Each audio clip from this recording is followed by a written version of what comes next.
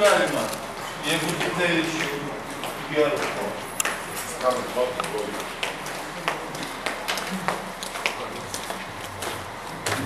Almantas. Graikiškasis Almantas.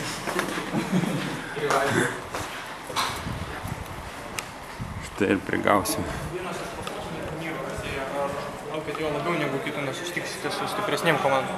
Tai be abejo, mes kiekvienas varžybas laukiam ir tikimės, kad žaisim vis geriau ir geriau. Stengiamės pagerinti žaidimą. O kada žaidysiu stipresniais varžovais, tai aš manau, to geriau. Sužaidėte jau gana nemažai tų draugiškų rungtynių, jau buvo 8, laukiat dar 4, gal ne per daug, gal jau laukite čempionato labiau negu tų draugiškų? Ne, nemanau, kad per daug. Labai daug žaidėjų, didelė rotacija, treneris duodavo visiems praktiškai vienodai žaisti. Dabar šiek tiek gal pagrindiniam žaidėjim daugiau žaisti, bet aš manau, kad varžybos labai reikalingos prieš čempionatą.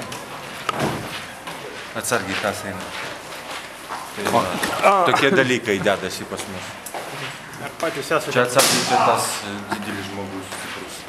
Ar patys esate patenkinti, kaip tobulėjate per treniruotės ir per rungtynės?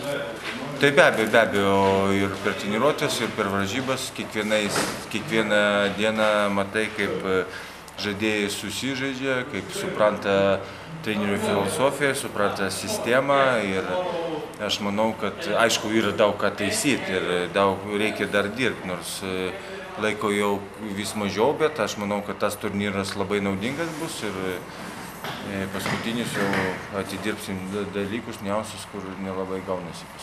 Šiandien praktiškai 5 ryto keliatės, ar jau nejaučiat nuovargio į vakar? Tuo labiau treniruotė buvo ilgesnė, 1,5 valandos vietoj įprastų. Tai nieko, atvažiavo, svarbu, kad kelionė gera buvo. Mažai reikėjo laukti persėdimo, jau buvom 2 valandą Atenuose, pamiegojom, pavalgėm ir pilni jėgų atėjom į treniruotę. Dėkui.